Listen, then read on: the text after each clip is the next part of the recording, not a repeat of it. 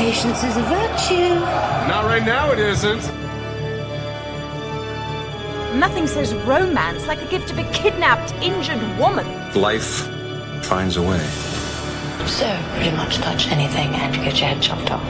I hereby christen this budget Barbie camper Priscilla, Queen of the Desert. The year is 1984. We are smack dab in the middle of a renaissance of adventure movies. Raiders came out in 1981, Temple of Doom is coming out in 84, and we're only a couple of years away, of course, from The Last Crusade. It is in this context that a little movie called Romancing the Stone comes out and makes just a fuckload of money. Yeah, tiny budget, but great return. Great returns. The problem is, a lot of people lump this movie in with off-brand Indiana Jones. At the time, it was occasionally commented, oh, this is just kind of a ripoff, they're taking advantage of this trend. But a lot of what we're going to talk about around this movie is how unfair that is. And not only because, as I know you feel, it's its own thing, it's very different from that, but also because it was actually written before any of the Indiana Jones movies. Right. So that's the stage I wanted to set. Just, we're coming into a movie that I don't feel like has gotten the credit that it's due. It's tremendously fun to watch. It has a very fantastic combination in Michael Douglas, Kathleen Turner, Danny DeVito. They loved working together, by the way. So the three of them became really good friends and they have really great chemistry in the movie. It has fantastic use of landscape and place. It's in the jungle. It's set in Colombia, but it was filmed in Mexico. So it has so many of those things that we love. It has great characters, great locations. I'm going to shut up now. What do you think? I'm very excited to watch this movie. And maybe not for the reason that you'd expect. The reason I'm so excited is because I've recently seen The Lost City. How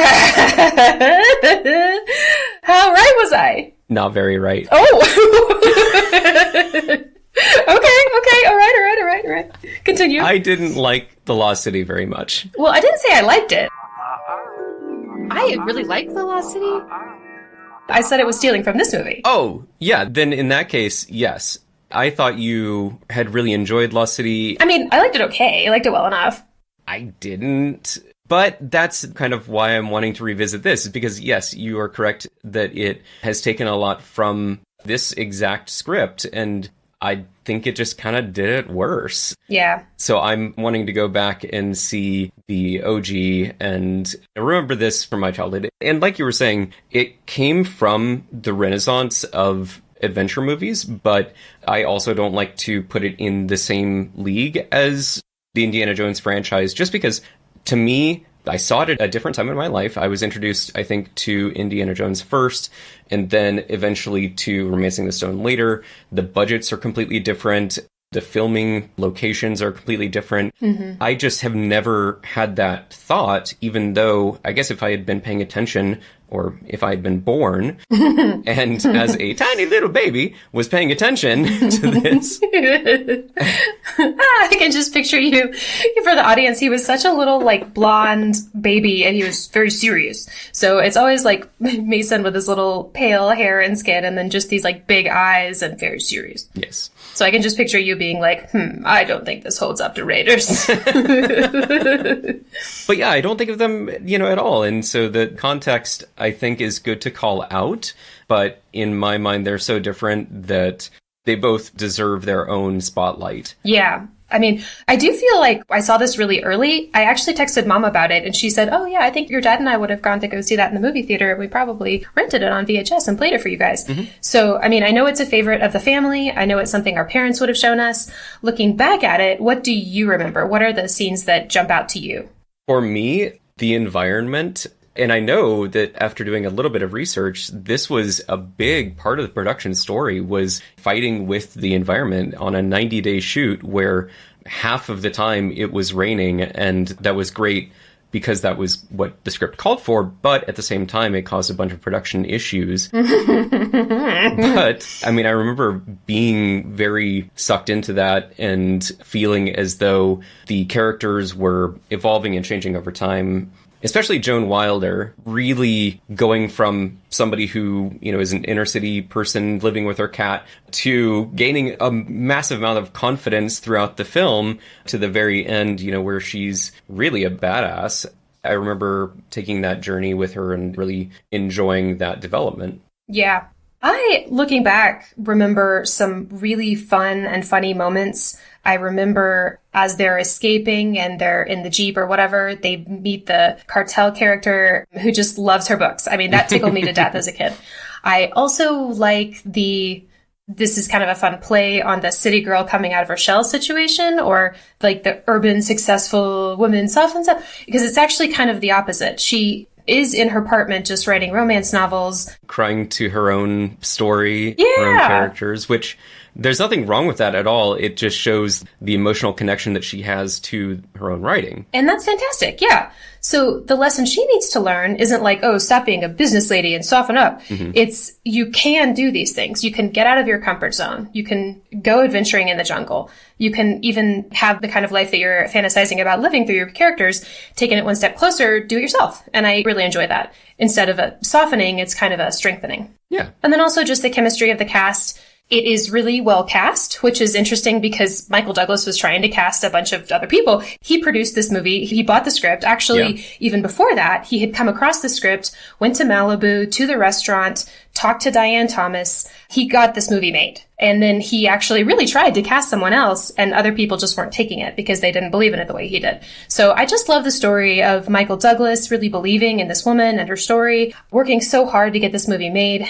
And it just is such a little gem. And that is not a pun. Well, now it is. Yeah, now it is. Yeah, and I think one of the things that I didn't really realize going into this movie when I saw it the first time was the connection that Danny DeVito and Michael Douglas had before this.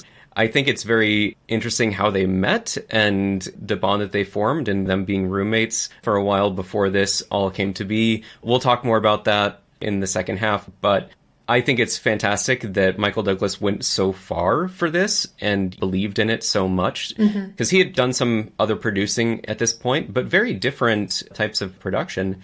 One Flew Over the Cuckoo's Nest, a very serious, with humorous elements, but a very different type of movie.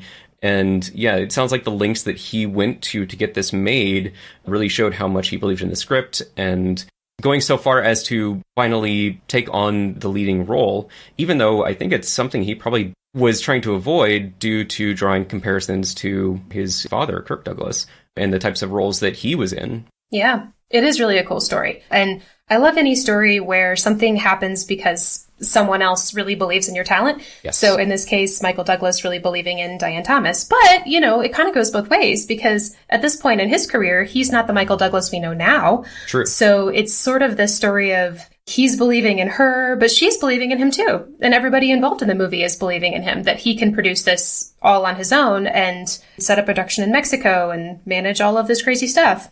And from the casting stories, it just seems the case that a lot of people didn't. But at the end of the day, he made a fantastic movie that has lasted and been loved for so much longer than anybody at the time expected. So I'm excited. I'm excited to be doing it. I'm sure. And also, I have memories from it that are just so vivid. The alligators in the movie, that stuff is just so fun. There's just so many alligators. There's just so many There of are them. many. And then the dancing scene of them after they get out of the jungle and they have this really nice moment. They've been getting to know each other and they're just enjoying each other and having fun together. And she's letting loose a little bit. And you're starting to see the confidence really shine in that scene. I don't know. It's really heartwarming for an adventure movie, but not in a sappy way, really. Just in a, it's nice. Just it's nice. For sure. How much of this movie taps into the idea that you can go from being an everyday person to kind of an action adventure participant in a moment's notice? Yeah, a lot. I think absolutely. Yeah. It's that fantasy of even if you are sad and lonely and your only friend is your cat and you don't like to leave your apartment, all it takes is one wrong turn or right turn and you can maybe start on a different path. Or all it takes is one good screenplay and you don't have to be a waitress anymore. Yeah, exactly. Because there's one that's the fictional version of that same idea. And then there's one where the very real story was somebody wrote this screenplay and then ended up selling it for $250,000 and, you know, kind of changing the course of her life and film history. So And that kind of goes back to the whole Michael Douglas believing in her thing. Because at the time, people were like, why would you pay that? This is literally a waitress who's never written anything before. And he said later in interviews, it doesn't matter. It just matters what's on the page. Right. It doesn't matter if it's the first script or the 10th script or the 50th script. It's either there on the page or it's not. And if it's there, it's magic and I'm going to pay for it. I love that people like that exist. I mean, that's the fantasy, isn't it? Honestly, it's a fantasy that I am very familiar with because my whole life I've been like, maybe if I just make something good enough, or maybe if something happens. I think I've always been more fixated on like the Hamilton thing of I'm going to write my way out. Yeah. But it's equally desirable, probably more so, to just have a major change drop on your lap where you're just like, oh yeah, this is great. This is the change for the better. But either way, who doesn't have their own dreams of that? Yeah, my therapist would not agree with that approach of just make the best thing in the world and then all your problems will be solved. And then the slow progress is just as valid. Yeah, But yeah, the idea that from one day to the next, your entire reality can change, it's very appealing, especially when you're discontent with your current situation. And another thing, too, is this movie was my first exposure to a lot of these actors. So, I mean, my first Michael Douglas, Kathleen Turner, maybe not my first Danny DeVito, but probably. I don't know what my first Danny DeVito movie would have been. I don't know. Because now my head is all just Always Sunny memes, and like that's it. Yes, exactly. I don't know. I can't separate that anymore. Yeah, it's blocked out. Whatever wholesome stuff he did before that is gone. He was in Twins and whatever. Yeah, Twins. But no, it's all Always Sunny. Yeah, it's all just Who Pooped the Bed now. Oh my gosh. Yep. Going back to your comment about how we're meeting people, you know, at this really formative part of their careers, Robert Zemeckis, who was chosen by Michael Douglas to direct this, was also kind of coming off of a very weird part of his career. And this is pre Who Framed Roger Rabbit, Back to the Future, Forrest Gump, Contact. You know, this is really kind of on the upswing of his career. And I think this gave him that catalyst in a lot of ways to kind of vault into that next echelon. So Michael Douglas taking a chance on him after some of these, I don't know if they'd be considered flops. No, they were, for sure. His two movies before this were bad flops. Yeah, 1941 and what was the other one? I didn't write it down. That's how bad it was. No, that's a joke. But it's true. He had just directed two movies that had lost a lot of money. Yes. So coming into this, studios were like, no, thank you. Who is this guy? And he was pretty young, too. I think he was about 23 when he directed the first one of those two or something like that. I think he was around 28 when he made this movie. So he's a fairly young guy and had just lost a bunch of money twice. Yeah. So coming into this, it wasn't even like on the upswing. It was still the downswing of his career. Yeah. This is the movie that turned it around for him. Right. And we'll talk more about that after because there's some pretty fun details about that. I bet. But now, household name, Zemeckis. Yes. But before we get into all of that, Emily, how do you feel about watching Romancing the Stone? I feel so good about it. I want to watch it right now. Okay, let's do it. Okay. I'm getting out of this jumble dump. I am fed up to here with this treasure hunt business. Yeah. Ira, you miserable worm, you lied to me. You said she was a city girl, out of her element. Just get her in the map and bring them back. Piece of cake. Piece of cake, my butt. What went wrong? I'll tell you what went wrong. First of all, guess who else is here? You're dead right, Solo. What? Secondly, she's got herself a partner who likes shooting holes and everything. The minimum price for taking a stranded woman to a telephone is $400. $375 in traveler's checks? Got a deal. That's just the beginning of what's going on down here. There's nothing you can say that'll make me go back into that hellhole. Don't bring that up, Ira. Ira, stop it! All right, I'll go back. But this time, you're coming with me. And we're back. We are. We've just watched Romancing the Stone. What do you think? How do you feel? Tell me everything. Everything. Okay, well, that's going to take a minute. I really enjoyed this movie yet again. I mean, we've seen it now, I don't know how many times. Yeah. But I think all the things that we said in the first half about, even though it existed in kind of the same cycle as some of the Indiana Jones movies, like, it's so different.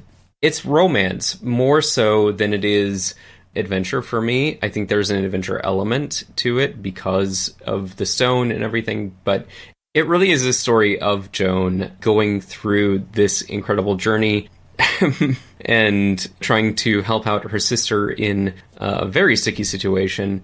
And along the way, of course, she meets up with Jack T. Colton. Jack T. Colton. Yep. What does the T stand for, Emily? Trouble. Trouble. Okay, well, there are varying accounts of what the T stands for. Trustworthy? Yeah. Truthful?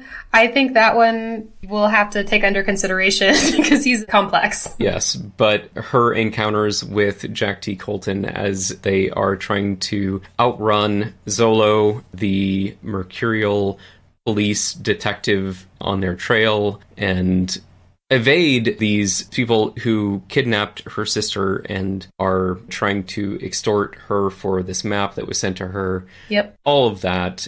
I read it so much more as a romance with a side of adventure than an adventure with a side of romance. Oh, see, that's interesting. I don't know. What do you think? I'm kind of the inverse. Okay.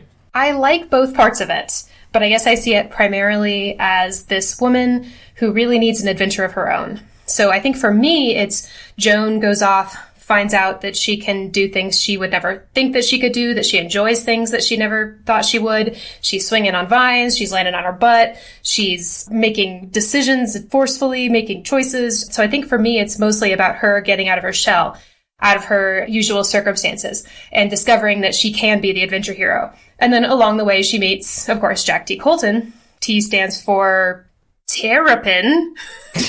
That was the first T word I thought of. Sure. I guess the reason that I start in the romance mode is because we are introduced to her as a romance novelist, and then this adventure kind of manifests itself as an embodiment of a lot of the things that end up in her novels. And so maybe my mindset was just, we're in romance mode and she's going to find this romance along this journey. And yes, it is a journey. Yes, it is an adventure. I agree that it's an adventure movie, if that was ever in question.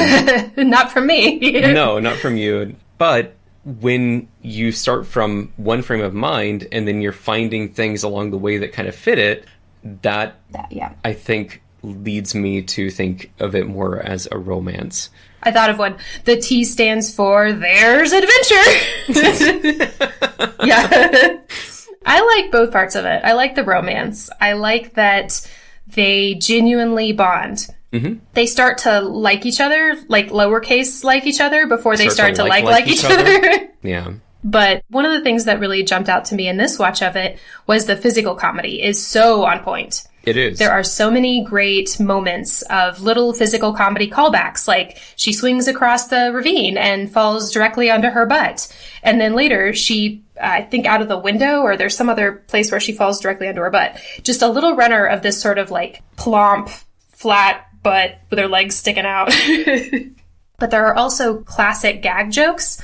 Maybe I should save this for after we've done the plot summary. But so they've crashed the bus into Jack T. Colton's truck, and she's trying to convince him to help her get to a phone. And he says, like, oh, I've just lost everything I own. And she's like, please, I need your help. That's my new career. It's very... Lady, half a year's work just flew south for the winter, all right? My Jeep is totaled.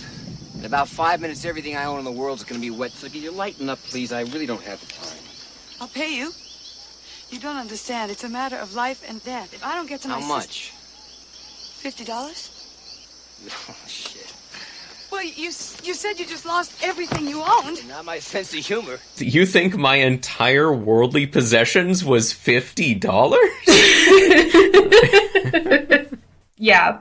Well, actually, there's another one, too, that's like a really classic delivery of a line is where her publisher asks her, so her sister Elaine's husband has recently died, and Eduardo has sent the map to Joan, and that's kind of the inciting incident for her receiving this map that everybody wants. So her publisher knows that her sister's husband has just died, and she says, I'm sorry I even dragged you to this place. I just want you to get out. Look, I know how hard you've been working. I know you're upset about your sister. Come on. How is she? Have you heard from her? Elaine? I spoke to her last week. She's still in Colombia. Have they found her husband's body yet? Just the one piece. And that delivery is just so good. Gosh, it was. In some ways, it is just so much within the line of like classic comedy structure and classic physical comedy and classic like deadpan type lines. It feels just really solid comedically. Yeah, I agree. I also wrote down comments about the physical comedy because as Joan is swinging across this ravine and lands on her butt for the first time, it's very cute. But then Jack tries to swing across the same ravine and lands just face first, kind of Tarzan. No, George of the Jungle into the tree. George of the Jungle style into the wall. And of course, the stone is very rubbery in this movie. Even though I think a lot of movies from this era weren't meant to be shown in HD, you can see some of the magic behind stunts like that, where he clearly landed into a foam piece of stone, but the physical comedy is there. She lands rather gracefully. He lands rather clumsily. Probably the most famous shot in this movie is after that mudslide. So they're walking down the road, it's raining really heavily, and there's a mudslide. And she gets swept down first, and then him. And she lands in this like muddy pool, kind of like you would, with her sort of knees propped up. And then he comes sliding down and lands like face first in her lap. And that is a funny moment. I mean, it could be kind of uncomfortable, but I feel like it's mostly played pretty comedically with just a good solid shot of him looking at her leg. Jack T. Colton, the T stands for thighs. See, I feel like that scene is overplayed. When he lands there and in this very awkward situation, I think a lot of like the normal person reaction is, oh dear God, what have I done? I need to get out of here. I need to apologize. I need to whatever. But he's just like, hey, look at where I am. Well, okay. So, I mean, fair enough, but I do sort of feel like he doesn't do the awooga thing. He just mostly is like, he takes a second, he kind of looks, laughs, and throws back his head, and then is like, this has been just a hell of a morning. So, I mean, I don't know, it doesn't bother me too much. Okay. But I bring it up because that shot actually came from storyboarding. It was the storyboard artist who came up with that shot, and it has since become the most famous shot of the movie. Mm-hmm. But that being kind of an iconic moment from this movie, it's essentially about the physical comedy. Throw them down, he lands in an awkward place, ha ha ha. It's really driven by that. And the performances and the characters, the actors themselves, are such a big part of that. I feel like Michael Douglas and Kathleen Turner and Danny DeVito are all really good at that. But of the three of them, especially Kathleen Turner and Danny DeVito we know, because he's always been great at that kind of thing. But Kathleen Turner is such a natural physical comedian.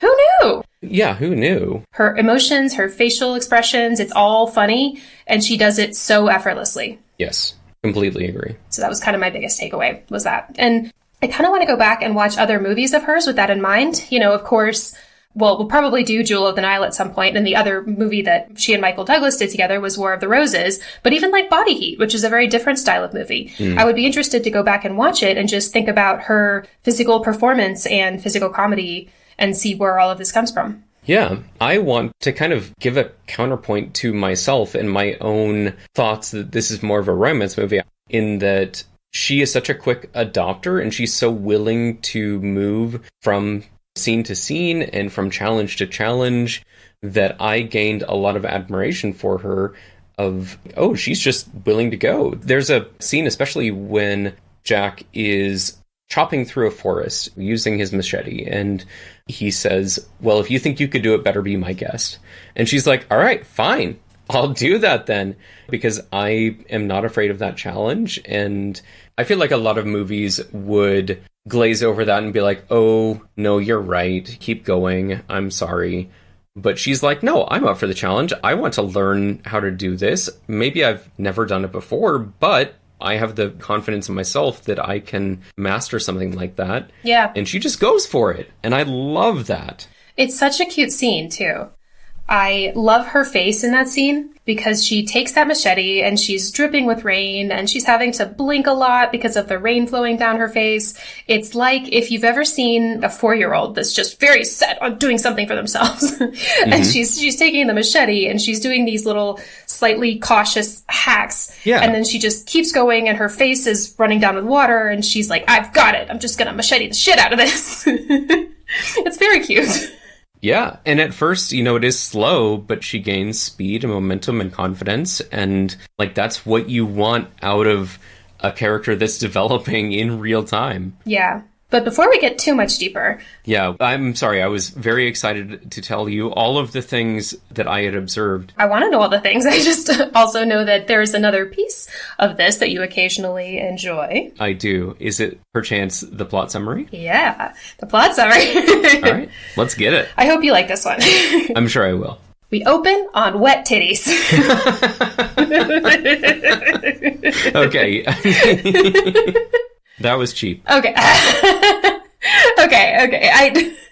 For the audience, I didn't actually do this on purpose, but I did see it happen and didn't register it. He was beginning to take a sip of ginger beer, but I'm not that malicious. I didn't actually do that on purpose, but I should have noticed that.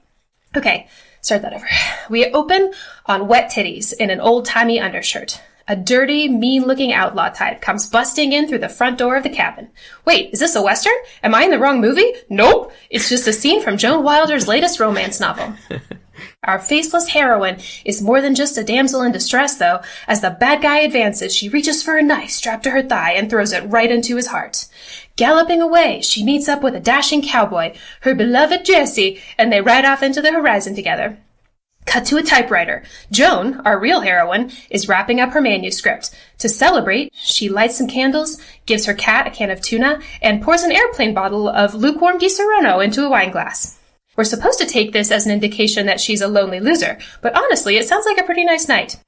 She caps it off by happily smashing her dishes in the fireplace and passing out on the couch. I really love that scene. It was good. No, I didn't read that as loser at all. I read that as... First of all, like when she finishes the novel and writes the last lines on the typewriter, she's happy with it. And there is nothing better than finishing something and being happy with the result. I have finished things and been uncertain with the result or felt like I didn't live up to whatever standard I had. But to finish something and genuinely be happy with it and then decide to celebrate with your cat, that's a fucking awesome night. Yeah.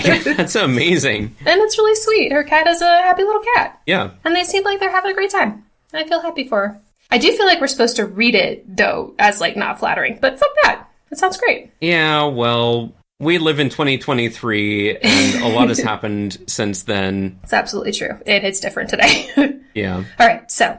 On her way to meet her publisher in the morning, Joan runs into a neighbor who's holding a package for her. She's running late, so she just takes the large envelope with her, barely missing a murderous-looking guy breaking into her apartment. She comes back from the meeting to a ransacked apartment and a frantic phone call from her sister Elaine. The package is from Elaine's late husband Eduardo, sent before he died, and Elaine has been kidnapped in Colombia by smugglers who want to get it back. These smugglers, cousins from Queens named Ira and Ralph, offer to trade Elaine for the map and demand that Joan bring it to Cartagena. So, Joan heads to Colombia to rescue her sister, but immediately after landing gets on the wrong bus, thanks to Colonel Zolo, the guy who broke into her apartment looking for the map. He gave her bad directions to get her on a bus heading into the mountains. Ralph is hot on their heels, but before he can catch up, the bus crashes into a jeep stopped on the roadside. The rest of the passengers trudge away, but Zolo stays behind with a very disoriented Joan. Just as Zolo pulls a gun on her to demand the map, a figure appears, a figure that looks remarkably like the hero from her novels. He's the owner of the Jeep, an American poacher looking for exotic birds for the pet trade. I feel like we don't talk enough about, like, okay, he's smuggling rare birds. That's not good. No, it is not. I guess at the time it wasn't as known. People were not thinking, oh, exotic bird poaching is real bad. Yeah, but he does talk about how, like, this is 6 months worth of work that has just flown away, essentially, and we're like, oh, that's sad. But no, actually, It's not. Probably a good thing that those birds went back to their natural homes. Yeah, absolutely. After a shootout with Zolo, the dashing stranger agrees to help her get to a phone for $375 in traveler's checks. American Express traveler's checks. Yes, only the best. They aren't on the road for very long before a mudslide dumps them deep into the jungle. in the middle of a torrential rainstorm, leading to an iconic shot of him landing in her lap, shall we say. After hours of hacking through the undergrowth, they find a plane crash site and are able to camp out in the cabin of the plane, where they use kilos of marijuana to start a fire and stay both warm and pretty baked. Getting high on the abandoned supply leads to some bonding moments, and they seem to start genuinely liking each other.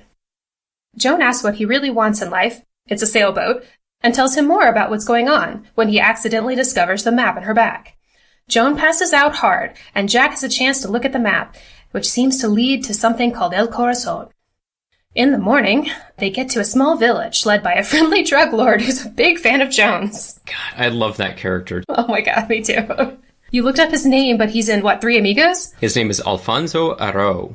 And yes, he is in Three Amigos, and one of my favorite parts of this entire movie is that apparently he not only reads Joan's novels himself, he reads them to his friends. His henchmen. To his henchmen on Saturdays. Yeah, it's so cute. Okay, Joan Wilder, write us out of this one. John Wilder? The John Wilder? You are John Wilder, the novelist? Yes, I am. I read your books. I read all your books. Come in. Esta es Juanita Wilder, la que escribe las novelas que le leo los sábados. Juanita. Le damos la bienvenida, ¿verdad, muchachos? Juanita, es Juanita. Come in. Adiós, amiga. I can't believe you're here. John Wilder. Oh. I've been reading your books all these years. I'm so honored to have you here. I can't believe it. It's so cute. So, anyway, he's a big fan. He shows them the local sites, including one of the landmarks on the map. When Zolo's men turn up, Juan helps them escape and lends them his truck, which he calls the Mule. My little mule, Pepe. Yeah, little mule, Pepe. And it is, in fact, a completely badass Ford Bronco, by the way. It really is. Beautiful car. I don't know about beautiful, but it is very effective. Jack and Joan make it to a bigger town to clean up and part ways, but get distracted by a festival and end up spending a romantic "Why are you making that face?" I just realized something. What? The reason that I like that truck so much is because of Back to the Future, which is another Robert Zemeckis movie. Oh, okay. Connections. You seem really shook by this. Shook it. Okay, shook works as well. No, I really like the truck in Back to the Future, and I feel like there is a connection between those two trucks that I've never noticed before. Zemeckis likes the Broncos. Well, the truck in Back to the Future is actually a Toyota. Oh, okay, fine. Whatever. But still, same style, roughly. Cool. Okay. I'm sorry. No, man, go for it. Listen, there are going to be movies where I'm going to have my own little fixations on cars. Yes. Your Healy 3000s. Well, yeah. I mean, these days, okay. I've been really into the 67 Impala that's in Supernatural. Oh, really? Okay. Oh, yeah. It's a beautiful car. I mean, for me, all of my favorites are like 67, 68, 69, 70 Challenger. Our dad, for the record, had a 68 Corvette. I like the 66 Roadrunners. Actually, okay. I think it's a 66 I'm thinking of. I'm not an expert, so if anybody out there is like, I'm actually... That's sort of my jam when it comes to cars. Anyway, where were we? There's a truck. Jack and Joan make it to a bigger town to clean up and part ways, but get distracted by a festival and end up spending a romantic evening together.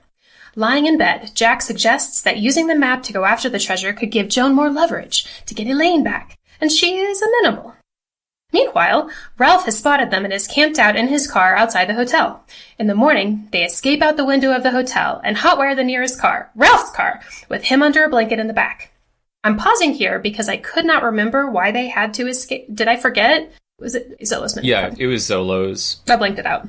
Maybe I also got distracted by the festival. They didn't actually have to hotwire the car because... Oh, right! Ralph apparently sleeps in his own car with the key in the ignition. Yes, you're absolutely right. I forgot about that. But they did try to, and that's actually kind of the gag, because Jack goes to try to hotwire the car, and she's like, actually, how about that key there? Yes. What are you doing? Hotwiring the car. Try the key. The map leads them to a waterfall concealing a cave, containing a pool of water, concealing a bundle, containing a ceramic bunny statue, concealing a giant heart-shaped emerald, El Corazon. Ralph has emerged from the trunk and takes the emerald from them at gunpoint, but Zolo's men show up, distracting Ralph long enough for Jack and Joan to steal it back and race away in the car. They don't get far, though, before they end up in a river, It takes them over a waterfall. They jump out of the car just in time, but end up on opposite sides of the river. and promise to meet in Great Cartagena. callback to episode 1. Thank you. Joan makes it there first and gets instructions from Ira to bring the map to an old fort on the other side of the harbor. The time comes and there's still no Jack, so she heads over and trades the map for Elaine. All is going well until Jack turns up, held at gunpoint by Zolo and his men. Now that Zolo's calling the shots, he walks everyone out to his alligator pit and demands the stone. Look at those snappers. Look at those snappers! By the way, that's actually Ira. Ira twice in this movie is like, look at those snappers. I think it's more than twice. Anytime he sees alligators, he says, look at those snappers. Look at those snappers, Ralph. I actually really love his accent. He has my other favorite line at the beginning where Ralph is trying to figure out if Ira is going to double cross him. Ira has this great, bizarre line. Okay, I know they're from Queens, but I still kind of read it in like a Kennedy-esque voice. It's fantastic. We are not two people. We are one person. Would I hurt me? I got a real bad feeling about it. Real bad. Will you stop worrying? Have I ever hurt you? I will never hurt you. I can't hurt you. We got the same blood. We're not two people. We are one person. Would I hurt me? It's like, what are you talking about? I love it. Okay, so everybody pretends not to have the stone until one of his goons tries to whack Jack in the groin, only to hear an odd clank. Jack does a funny little dance, and the emerald slithers out of his pants leg onto his boot. He tries to kick it over their heads, but Zolo catches it until an alligator snaps it up along with his hand. Look at them snappers. Look at them snappers. Snapping the hand. Snapped his hand right off. No, I got it. Jack T. Colton. The T stands for that's not my balls. Jack T. Colton. The T stands for the family jewels. Oh, I got it. Okay. Okay. No? Okay. Maybe it's not that great. I got excited. We'll get there. We'll get there. I need to do a cheek workout because, Because you're loving this so much that I'm making your face hurt. Yes, these plot summaries make me smile. You really like them? Yes. Do you not get tired of me talking? No. Okay, good. Because that's not the end. There's like 2 more paragraphs. The T stands for that's not the end of this plot summary. Yep. Okay. Joan and Elaine make a run for it. Jack goes after the alligator that ate the emerald. Zolo catches up with the sisters, and Joan fights back while Elaine unhelpfully passes out. Jack has caught the gator by the tail and is trying to keep it from escaping into the harbor when he spots Zolo and Joan. He gets there just after Zolo has already fallen into yet another gator pit and been eaten alive. Before diving into the harbor to avoid the cops, he gives Joan a kiss and tells her, "You'll be fine." Back in Manhattan, Joan has just delivered another manuscript to her publisher, her best one yet, apparently. She heads home from the meeting to find a sailboat parked in front of her building, with Jack standing on the deck in a brand new pair of alligator boots. She climbs up the rope ladder into his arms, and they kiss all the way down West End Avenue into the sunset. The end. It is a very impractical scene, though. I mean, I guess a lot of dramatic shows of love can be impractical, but showing up with a boat sails up in the middle of New York, kind of impractical. I don't think it would have made it under many bridges. Fair enough. But still, yes. By the way, I did actually look up what street that was. It is actually West End Avenue. Oh, really? I looked at the shooting locations. And yeah. That's cool. Nice. I was hoping it would be a street with better name recognition, but I stuck with the accuracy over. Yeah. I appreciate it. So, okay.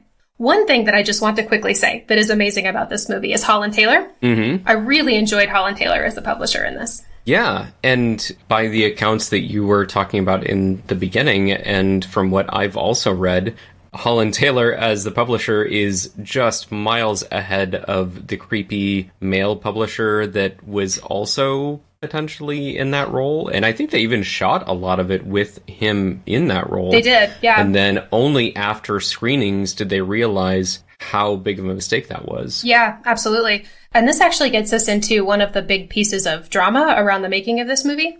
So in the first section, we talked a lot about Michael Douglas and championing Diane Thomas and all of that good stuff. And we also touched on Robert Zemeckis and where he was in his career. And this really especially ties into that. So as we've already talked about, like Zemeckis was coming off of a couple of not successful movies. He directed this movie. Mm-hmm. They showed the first cut of it to people, and they hated it. So the studios got like super freaked out, and Zemeckis had been hired to direct Cocoon, which is a great movie, by the way. But they actually retracted that offer and fired him from Cocoon before filming ever began, just because of how badly the initial screening of this movie went. But he came back to them and was basically like, I can fix this. And her publisher character, which was a creepy dude who kept hitting on her, that was one of the changes they made. They reshot it and they changed the character. They made it Holland Taylor. They made her more of like a friend figure who was trying to push her to date more. But because of how badly that screening went, the studio just didn't expect it to go well at all. But they already shot it and they invested at least in some minor reshoots. So they released it and it made just a ton of money. Mm-hmm. The initial budget, I believe, was $10 million, and it made like 115 gross. So they were like, oops. And then they gave Zemeckis Back to the Future. So he got back in their good graces pretty quickly. This is one instance where the sunk cost fallacy worked out very well. Yeah. Even though it didn't screen well, once it made it to theaters and it made its return, the 10x return, everybody was surprised. And I think a lot of people would agree, the fact that Zemeckis was pulled off of Cocoon and eventually went on to make Back to the Future was the best timeline. Yeah. It's like you talked about in the Jurassic Park episode. It's like what happens with movies is what needs to happen. Yeah. I mean, maybe I'm not believing in fate quite as much as all that, but I do think that sometimes it's like, oh, thank God it worked out that way. Yeah. Well, the bright spots also stick with you a lot more. So we could probably say the same thing in the inverse, but for me, when I look at the movies that I love and the stories that brought us to where the right director, the right actors were in the right place at the right time, where actors or directors are coming off the backs of movies that did not receive much critical acclaim, but it still leads to these stories that we really love and movies that we really love, I choose to believe that that is some type of fate or destiny or whatever you want to call it. I mean, I love the idea that the movie gods are just out there like, this one belongs with Zemeckis. I don't know. Anywho, so another piece that was a part of those big reshoots is actually one of my favorite scenes, which I like to think of as the hot boxing scene in the plane. If you watch carefully, there are some physical changes between when they're outside the plane and when they're inside the plane, and that's because inside was shot after principal photography. Also, they kill a snake. I mean, that's not a part of why I like it, and I don't know if they killed a real snake. Oh, it's so sad. I hope they didn't kill a real snake, because that real snake that was used in that real scene was definitely not a real Bushmaster. Thank goodness that it wasn't a real Bushmaster, sure, for the safety of the actors, but it did look like a real snake may have been harmed, and that's off-putting no matter what the species is. It did look really realistic, yeah. But I will Google that, actually. I want to know. I may not be able to find it in time, but... I'm just every animal is just doing their thing type person. Like, hey, if you were born a Bushmaster and you're just trying to survive and these people are in your way, you're going to react to that situation. If you're scared, you might try to protect yourself by biting, or if you feel threatened or whatever. But I don't have a lot of sympathy for people who act irrationally based on their own misunderstanding of what an animal is trying to do to protect itself. Big aside, and I understand that, but no, when you see a snake, please don't kill it. The snake's trying to survive, and it will most likely be deterred by, like, a spray with a hose or a broom or whatever. It's not trying to hurt you, it's just trying to survive. So, anyway. Agreed. And in the meantime, I have found an answer from the California Herps, right, which I assume is a herpetology society. They used a real snake when we see it crawl up into the air behind Joan's head. We see a fake snake when it is killed, and then what might be a real but dead snake after he kills it. Does it say what the real snake is that crawls up behind her? It says none of them look anything like a Bushmaster. That's what I said while we were watching the movie. So it does not say what kind of snake they actually used, but I do feel like you see enough of it to tell. You see enough of the head and the pattern to know that it's not a Bushmaster. But it's shot from, like, underneath the snake, so maybe you can't tell very well from under there. Sure. Somebody knows. That's our guest for this movie, is who is the snake handler on Romancing the Stone? They might be in Mexico, too. That's something that we haven't mentioned yet, is this was almost all shot in Mexico. Reddit, this is your time to shine. Yes. Reddit, please find for us the snake handler from 1984's Romancing the Stone, shot around tropical Mexico. Yeah. So, I have a piece of trivia for you. All right. Do you know where the title of the film comes from? Is it a reference to something that I should know? I wouldn't say should know, but it is a reference that is outside of this movie. It feels familiar, but I don't think I will come up with it. So, the phrase romancing the stone is actually a piece of jeweler's jargon, referring to something that happens when people are preparing jewelry to sell. So, I didn't realize that because the title makes sense without that, because he's trying to romance the stone out from under her, or that's the suspicion. Right. It feels like finessing. But yeah, it's actually a real term. Who knew? So it's a jeweler's term, but where exactly does that come from? So I did a quick search, and it seems to just refer to like giving backstory for a gem that makes it seem more exotic or desirable. So it's kind of like you're romancing it up a little bit, like to get it to sell for a higher price. Interesting. Okay. That makes some sense. So anyway, that's kind of a cool, I had never heard that phrase before. One thing that I liked is the alternative casting for this one. For this movie, apparently Sylvester Stallone turned it down for a movie called Rhinestone, which I've never heard of. Clint Eastwood, Jack Nicholson, Christopher Reeve, Burt Reynolds were all approached or considered or interested or whatever. And then, of course, like we talked about at the beginning, nobody wanted it. So Michael Douglas was like, God damn it, I guess I have to do it myself. On the women's side, Deborah Winger and Jessica Lange were the only two. And then they found Kathleen Turner. And then her chemistry with Michael Douglas and Danny DeVito was just fantastic. She doesn't have a ton of scenes with Danny DeVito, but there are all of these awesome set pictures of the three of them together. I like that, yes, obviously. Yeah, me too. And I know that you had said that there was some concern about making Kathleen Turner actually appear dowdy and house mousy. Yeah, they didn't think they could do it. But I think that it turned out very, very well. It did, yes. And I think that chemistry, and in this case, I'll admit, I see the romantic chemistry some, but primarily I just see the friend chemistry, or the we enjoy spending time together chemistry. And one of the other really famous scenes in this movie, the dancing scene, when they finally make it out of the jungle and they're in the bigger town, the way that scene came about is a pretty interesting story. I guess because they shot a lot of this on location in Mexico, they were just sort of on set in the square there with a bunch of extras after a long day, and Zemeckis caught them dancing with each other. And he was just like, turn the cameras on, turn the cameras on.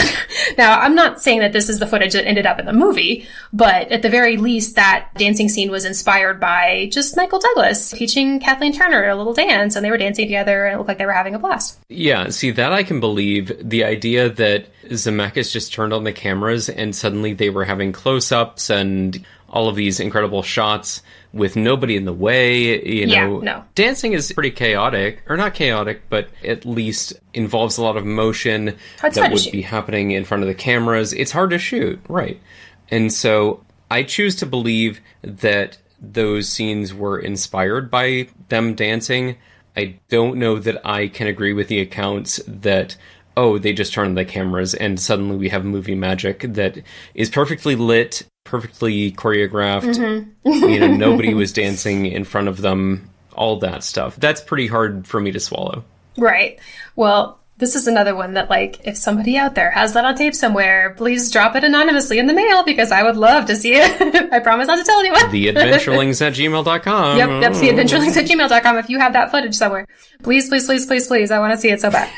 But you will actually see on various trivia pages and stuff, some people do repeat this story as if that footage in the movie is actually that, but I don't think that's really possible. I don't buy it. So I like how much of this movie kind of came from real moments or improvised approaches to shots. And a lot of it is there in the script. I'm not trying to say that they improvised a bunch of the movie, but I do feel like some of those nice moments came from creativity of the cast and crew, and in that one case, the storyboard artist, and not only from the screenplay. And also, we talked about how the environment itself was kind of fighting against them, or at least a big factor in the production process. And that's another thing that I kind of choose to believe, that Mexico itself was a character in the story in terms of the production and making this movie magic that we have. The rain, the fact that they were having to move production pieces around, it was a very tough thing, led to a lot of the shots that we have as iconic moments in the movie. So I'm completely okay with that. And there was actually, so the mudslide that we get in the movie is scripted. That was in the original script. But there was actually a mudslide that just happened to them and injured them. So I mentioned during our watch of the movie that Kathleen Turner had a number of stitches. And I was way off. I was actually off too. I tried to guess. It's 7 and not 6. Okay. But she got some of those during that mudslide, and then the other ones were the raw edges of the plane. Mm-hmm. They were very sharp, and she was like falling a little bit out of the plane and reached out to brace herself and then cut herself. But she was apparently like, yeah, it's not on the face. That's what she said. She was telling this during an interview, and she was like, oh, it's not on the face. Doesn't matter. Nice. So I like just that they were having an experience of the place that was not that different from what was happening in the movie. Do you know what the average production time is when you're on location? Because this one was 90 days, and I think about 45 of those days it was raining. If I had a good benchmark for what a normal on-location time was, it might help me put some of these pieces together, but if you don't know, then it's not a big deal. I don't. I mean, first of all, if you're going to do it like 1-to-1, then you'd pretty much have to pick movies that were shot entirely on location. Mm-hmm. And then it's like budget, because shooting time and budget and cast size, I don't know that there's a great benchmark for that, but certainly having 45 days of rain seems like a barrier. Exactly. But one thing that I really picked up on this time, I guess I only really saw it for the comedy before, but I watched it differently this time, was when Jack starts reading her book. You get all these little moments where he's looking at her like, okay, all right. And then eventually he tells her that he read it and he liked it, you know. But along the way, like after Juan the Bellmaker gives him a copy of it, he's like, I got lots of copies. You can take this one. Ever read The Return of Angelina? No. Oh, that woman makes me hungry. How about Love's Wicked Kiss? No, I haven't read that one either. Really? Take it. I have many copies. I have here The Ravagers, and I'm waiting for Angelina's Savage Secret. So sort of picking at it, like reading it in little bits for basically almost the rest of the movie. Mm-hmm. And there's all these little looks of him just looking at her like, all right, I see you. Mm-hmm. You've got to imagine that he's kind of seeing himself in some of these stories as well, and wondering how he fits into it, and, you know, maybe picking up on the fact that she is writing herself into some of the main character roles herself. So I don't know, like, if it were me and I was trying to figure out my relationship with somebody and I'd been given this blueprint of what they like, yeah. what they'd like, I'd be like, interesting. I mean, and it is after that they have their love scene. He gets the book from Juan, and then they end up in the bigger town that night. But he's definitely read it in between. There are several scenes with him looking at the book. Mm-hmm. So, yeah, I think he liked it. I think he liked what he read. The T stands for throbbing. Oh, God. Oh, gross. I can't show my face. Don't show your face. Keep that face away. Jack T. Colton. The T stands for Turned On by Romance Novels. Okay. Oh. I still feel like we haven't gotten the T thing. Another thing that came as a big surprise to me. Did you know that Eddie Grant, and yes, that is Eddie Grant of Electric Avenue, was commissioned to write a song for this movie? I did not. And he did write it. Okay. And I personally don't think it's bad, but they chose not to use it for the movie. They used, I think, some of the guitar music or like the melody in the background where somebody's playing, I think, a guitar. But they ended up using the song. And then he ended up releasing it himself. So you can hear it. It is out there. So go Google Romancing the Stone by Eddie Grant and enjoy the musical video of him walking along a jungle road. Well, one of the things that you called out while we were watching the movie is that there is clearly a burgeoning partnership between Zemeckis and Silvestri. Alan Silvestri, yeah. But there are also a lot of moments where there is no music, and it makes way for ambiance and these scenes to develop slowly rather than feeling as though you're being kind of rushed from one scene to the next. I feel like in a lot of adventure movies, you kind of get these fast-paced, high BPM things that are just like rushing you and keeping you in the action. But that doesn't always jive with adventure movies where it's an even mix of action but exploration, exploring the environment, exploring your feelings, whatever it may be. And this movie seemed to make way for a lot of that time, those slower moments. Yeah, absolutely. It works really well with this movie because so much of it comes from being dumped into unfamiliar circumstances. And we talk about this type of thing a lot with cinematography, big wide open frames, they let you feel the space. But it's the same thing with the audio editing or sound editing or sound design in a movie like this, where it's like they dump them in an unfamiliar place and then they let you hear it. And you hear wind and you hear birds. I mean, it's not room tone when you're outside, just like the sound of the place. And that really helps it sink in without music covering it up. And that was one of the problems that I had with Tomb Raider, going back a few episodes, is that in the game's Tomb Raider, you feel that kind of aloneness. Like when the music cuts off and you're just listening to everything around you, you kind of hear the sound of your own breaths in the void. And it's not just feeling as though you're on this railroad that's taking you to the next scene, the next scene, the next scene. But this movie definitely gave it that space. Yeah. It's a nice thing. So I don't know about you, but I'm kind of getting to the end of what I wanted to say, but I will cap it off with one thing that I just think is cool. We started this episode with a little bit of celebration of the short but fantastic career of Diane Thomas. It is very sad, but she passed away just a year after the release of this movie.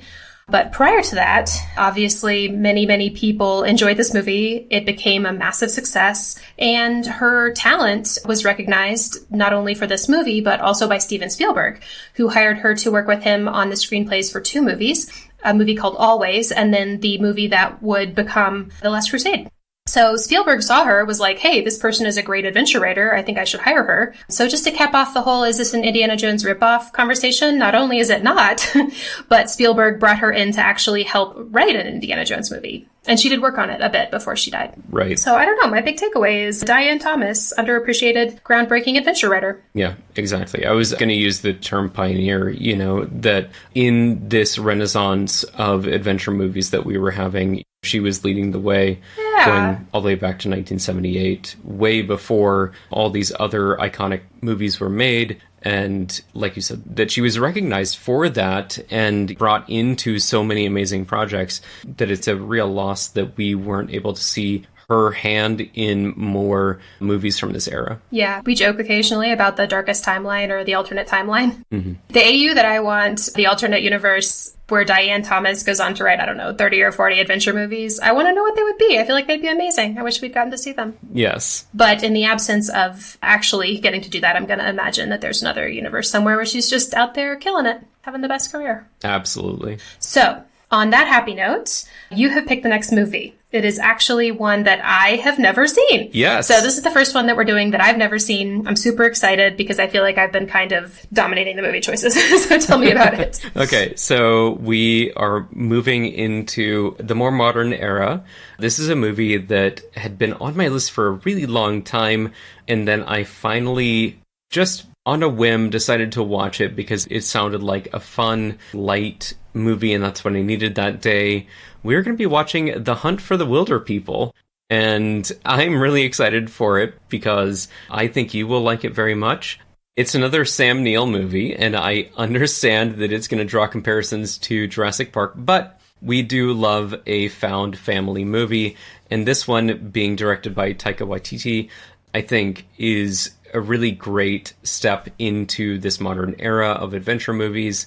I'm really excited for you to see it, and I think it's going to be a great time. I am really excited. I know he's done a lot of big stuff, but I personally feel like Taika Waititi is at his best with small and quirky. Yes. So I'm really excited to see this. And, love Sam Neill, love a journey type of movie. I've only really read the description so far, and that's all I know. So I am stoked about it. I'm looking forward to it. Yeah, I mean, I'm glad you're going into it fairly blind because there are going to be a lot of pleasant surprises, and it is definitely on the comedic side of adventure movies, but I still think it falls into the category, so regardless, you're going to have to watch it, and I don't care. I get to watch it. I don't care if it actually meets all the requirements. You and I are going to watch a movie that I think we'll both enjoy and we'll enjoy sharing with our audience. Awesome. And on that note, I will say to our audience, we'll see you shortly. And I don't mean with my legs cut off. I made you do it. You did. To get that one, you need to listen to the bloopers at the end of the last one.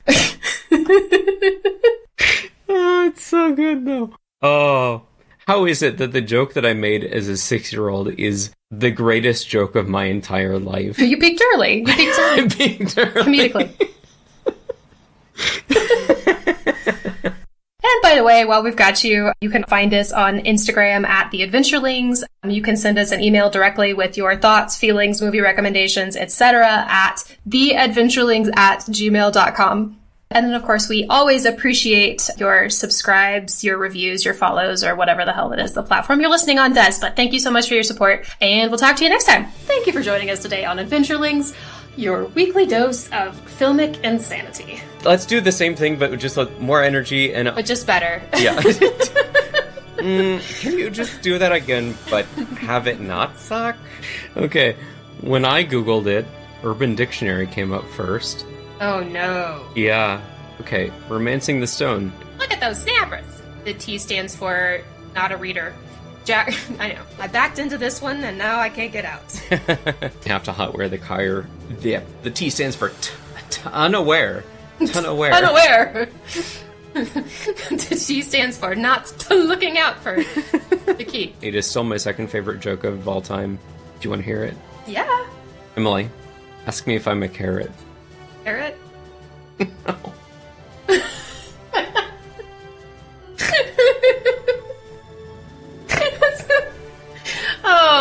Oh man. That is the grossest thing I've ever heard. Well, but it's one of them. It's the grossest thing Lance has ever heard. Maybe Sorry, we're bud. underestimating Lance. Sorry, we don't know his jam. We don't. Oh boy. Okay. I can't separate that anymore. It's blocked out. Yeah. Whatever wholesome stuff he did before that is gone. Hope- What the fuck? Want to stop recording, by the way? Oh, sure. We should probably do that.